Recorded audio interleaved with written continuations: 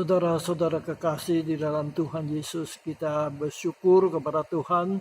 Kita dapat lagi bertemu di dalam acara Renungan Harian GP Kris Pangkal Pinang, edisi tanggal 11 Februari 2023. Sebelum kita bersama-sama merenungkan firman Tuhan ini, mari kita berdoa mohon pimpinan Tuhan, pertolongan Roh Kudus. Mari kita berdoa. Bapa di dalam sorga, terima kasih kami diberi kesempatan belajar firman-Mu. Kami mohon Roh Kudus membuka hati kami, pikiran kami untuk mengerti firman-Mu. Supaya kami dapat hati yang bijaksana bagaimana menghadapi situasi di dunia ini. Terima kasih Tuhan, kami serahkan jam ini kepada Tuhan. Mohon Tuhanlah yang menolong kami. Roh Kudus membuka hati dan pikiran kami. Terima kasih. Dalam nama Yesus kami berdoa. Amin. Saudara sekalian, kita akan melanjutkan renungan kita mengenai riwayat Tuhan Yesus. Tema kita adalah Tuhan Yesus menasihati murid-muridnya jangan takut. Dengan subtema bagaimana sikap kita terhadap penganiayaan. Nas Alkitab yang mencatat peristiwa ini adalah di dalam Matius pasal 10 ayat 16 sampai 42.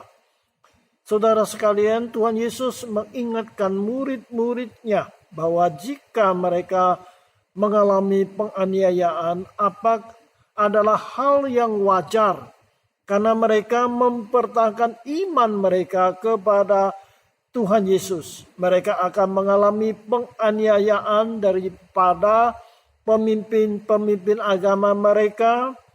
Mereka akan mengalami penganiayaan dari penguasa atau pemerintah mereka, dari masyarakat, bahkan dari anggota keluarga mereka. Namun, bagaimana sikap mereka terhadap penganiayaan tersebut? Nah, di sini Tuhan Yesus memberi beberapa arahan atau nasihat kepada murid-muridnya. Yang pertama, mereka harus cerdik seperti ular, namun harus tulus seperti merpati. Ayat Alkitab yang mencatat ini adalah Matius pasal 10 ayat 16. Ini perkataan Tuhan Yesus. Lihat, aku mengutus kamu seperti domba ke tengah-tengah serigala. Sebab itu hendaklah kamu cerdik seperti ular dan tulus seperti merpati. Kedua sifat ini harus ada pada mereka menghadapi penganiayaan yang mereka alami. Cerdik dan tulus, tidak boleh hanya punya salah satu saja. Saudara sekalian, jika ada cerdik tetapi tidak ada tulus, maka itu namanya licik. Tuhan tidak menghendaki kita menjadi orang yang licik. Tetapi jika kita hanya ada tulus saja, tidak ada cerdik, maka kita menjadi orang yang lugu, yang tolol, yang bodoh. Maka kita akan menjadi bulan-bulanan bagi musuh kita. Kita harus cerdik, tetapi juga harus tulus atau jujur. Kita harus tulus, jujur, tetapi juga cerdik. Tulus juga berarti lemah lembut. Kita tidak boleh melawan penganiayaan dengan kekerasan. Jadi yang pertama Tuhan mengatakan kepada kita adalah kita harus cerdik seperti ular, tetapi kita harus tulus seperti burung merpati. Kedua sifat itu harus kita miliki di dalam menghadapi penganiayaan atau penderitaan. Itu yang pertama. Yang kedua, kita harus waspada. Nah, Matius pasal 10 ayat 17 demikian dicatat. Tetapi waspadalah terhadap semua orang, karena ada yang akan menyerahkan kamu kepada majelis agama dan mereka akan menyesahkan kamu di rumah ibadatnya.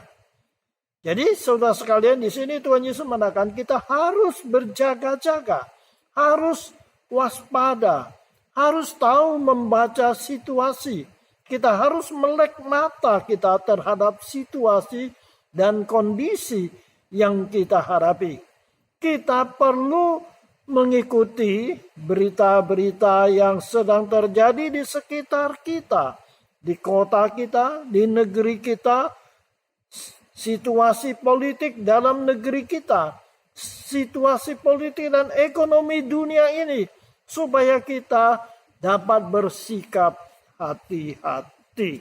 Jadi saudara sekalian, ini yang diajarkan oleh Tuhan Yesus. Jadi kita tidak boleh buta politik, tidak boleh buta keadaan di sekitar kita, supaya kita bisa waspada, hati-hati, kita tidak mudah terjerobos di dalam penderitaan. Yang ketiga adalah bertahan sampai kesudahan.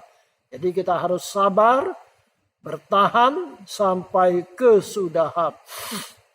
Perkataan Tuhan Yesus di sini dicatat dalam Matius pasal 10 ayat 22. Demikian. Matius 10 ayat 22. Kata Yesus, dan kamu akan dibenci semua orang oleh karena namaku. Tetapi orang yang bertahan sampai pada kesudahannya akan selamat. Jadi di sini Tuhan Yesus mengingatkan kita supaya kita bertahan sampai kesudahan. Sifat alamiah manusia adalah senang kepada damai dan tentram. Tidak ada yang suka kepada penderitaan.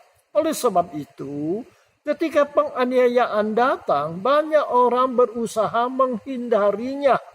Namun, jikalau penderitaan atau penganiayaan itu tak dapat dihindari, kita harus menghadapinya.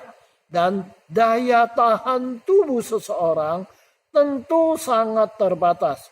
Jika mengalami penderitaan, penganiayaan berkepanjangan, maka banyak orang akan memilih jalan kompromi, menyangkal imannya kepada Tuhan Yesus Kristus.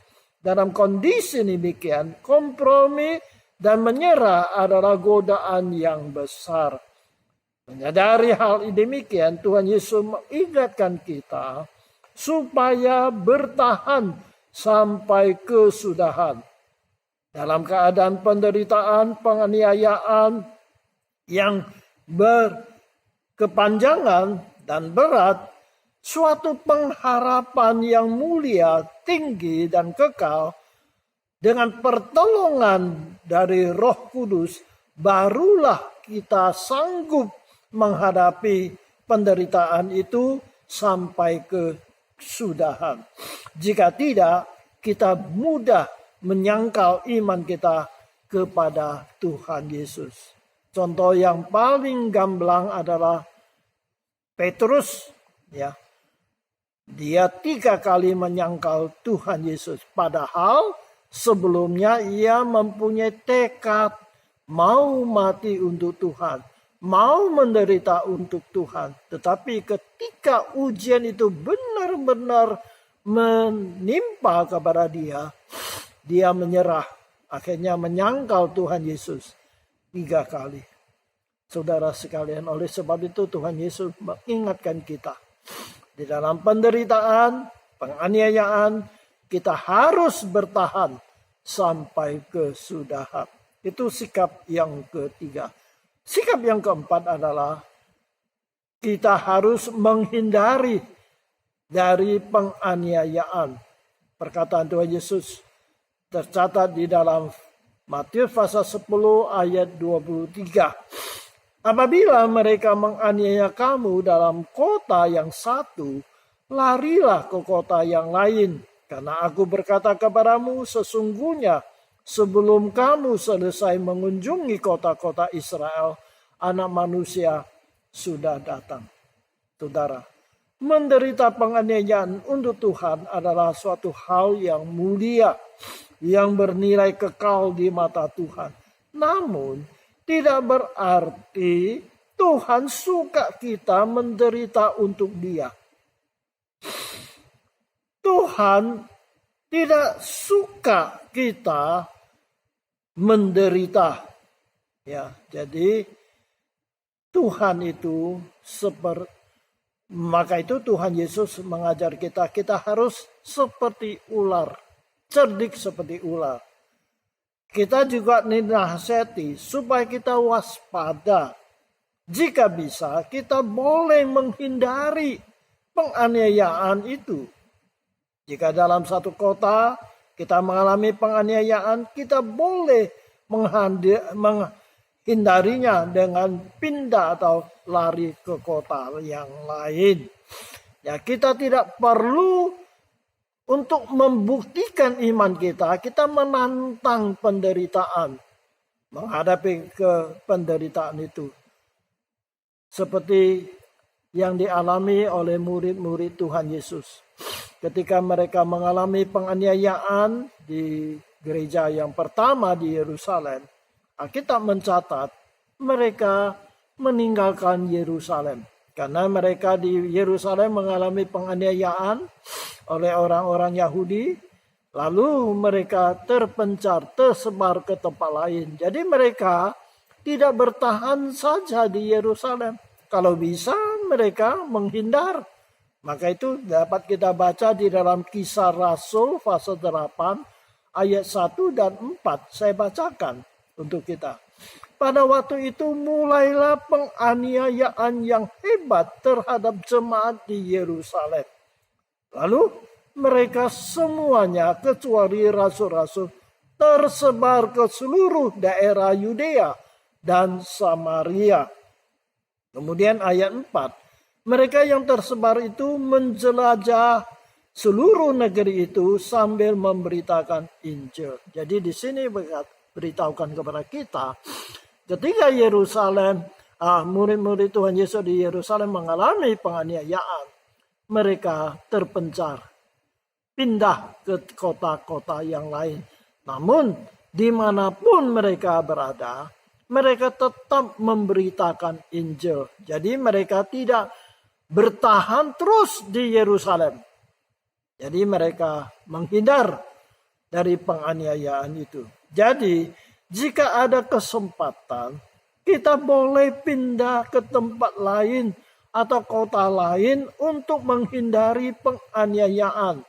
Namun jika diperhadapkan dalam kondisi di mana kita harus mempertahankan iman atau menyangkal iman, maka kita harus tetap pertahankan iman kita, sekalipun harus bayar dengan nyawa. Jadi saudara sekalian, kita tidak usah menantang penganiayaan. Kalau ada kesempatan, kita hindari.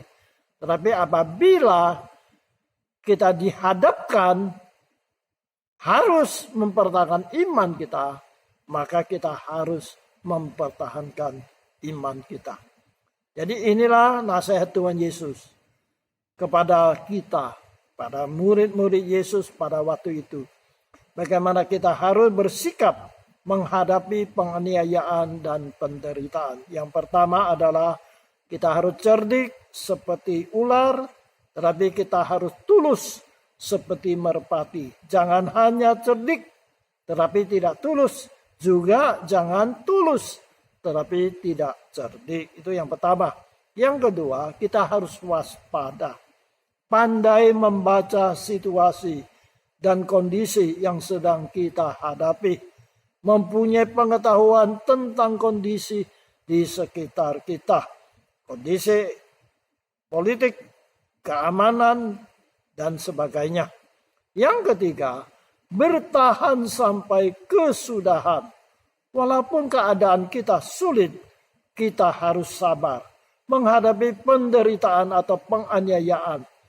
Pengharapan yang mulia akan menguatkan iman kita. Dengan pertolongan Roh Kudus, barulah kita dapat setia sampai akhirnya. Dan yang terakhir adalah menghindar dari penganiayaan. Kita tidak perlu menantang penganiayaan. Jika bisa hindari, kita hindari. Kecuali tak bisa, maka kita harus pertahankan iman kita dengan risiko apapun. Kiranya Tuhan memberkati kita dan menolong kita, memberi kita hikmat di dalam menghadapi penganiayaan atau penderitaan sampai kita bertemu dengan Tuhan kembali. Kiranya Tuhan menolong kita. Amin. Mari kita berdoa. Bapa di dalam surga, kami bersyukur kalau kami pada saat ini tidak mengalami penganiayaan karena iman kami. Tetapi ya Tuhan, kami sadar pada saat yang sama ini ada anak-anak Tuhan, saudara-saudara seiman kami yang sedang menghadapi penganiayaan dan penderitaan karena iman mereka. Kami tidak dapat menyebut nama-nama mereka, tempat-tempat mereka, tapi kami percaya Tuhan tahu. Kami doakan bagi mereka supaya Tuhan menguatkan iman mereka. Tuhan beserta dengan mereka, melengkapi mereka dengan kuasa-Mu, supaya mereka dapat bertahan sampai kesudahan. Kami doakan bagi orang-orang yang menganiayaan mereka. Kami mohon Engkau celikkan mata mereka, supaya mereka mengetahui bahwa Yesus Tuhan adalah juru selamat dunia. Supaya mereka bertobat, tidak menganiaya anak-anak Tuhan. Inilah permohonan kami.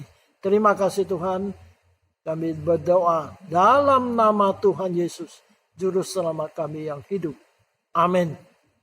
Kiranya Tuhan berkati kita sampai berjumpa pada kesempatan yang lain.